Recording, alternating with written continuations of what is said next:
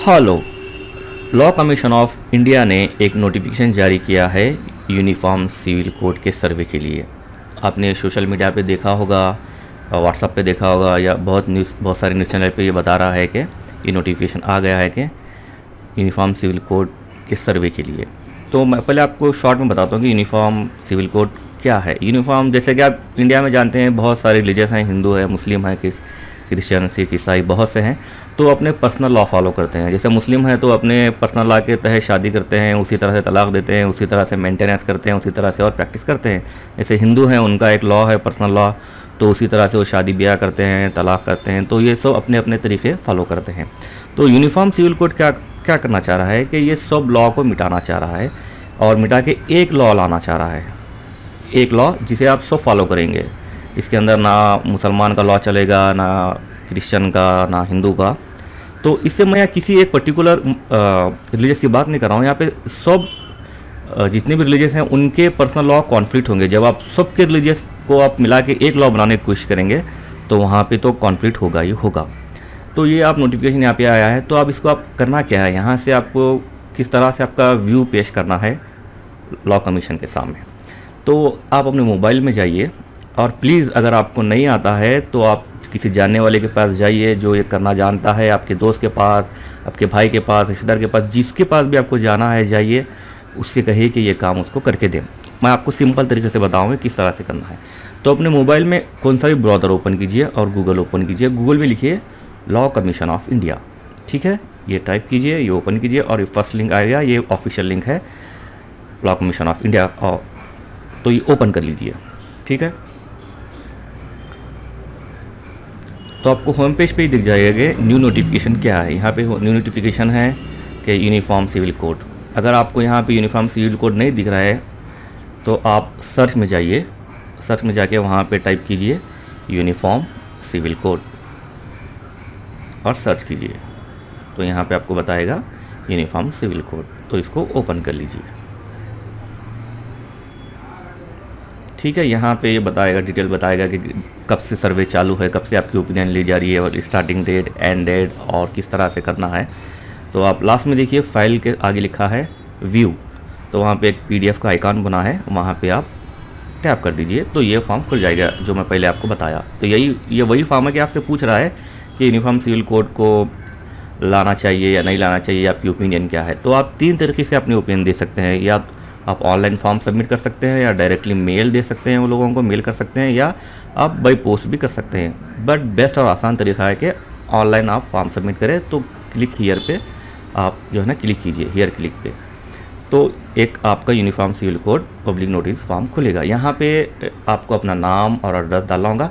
मैं ऑलरेडी अपना form submit किया हूँ, एग्जाम्पल के लिए बस मैं आप रैंडम नाम यहाँ पे सेलेक्ट कर रहा हूँ, ठीक है। मैं ऑलरेडी अपना नाम और एड्रेस से मैंने अपना एक ओपिनियन दिया हूँ।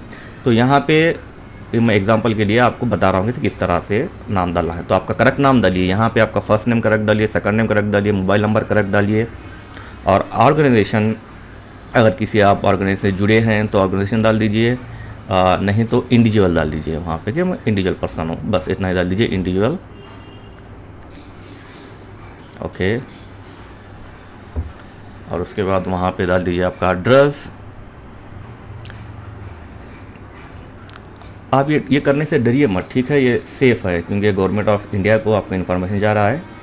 और यहाँ पे आपका स्टेट सेलेक्ट कीजिए, उसके बाद डिस्ट्रिक्ट सेलेक्ट कीजिए।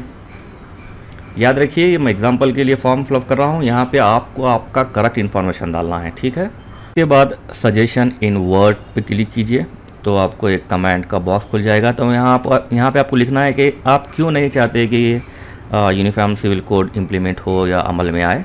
तो यहाँ पे आप लिख सकते हैं, मतलब ऐसा कुछ मत लिखिए I don't like it, that why I don't want to implement this, मतलब थोड़ा कुछ लिखिए यहाँ पे।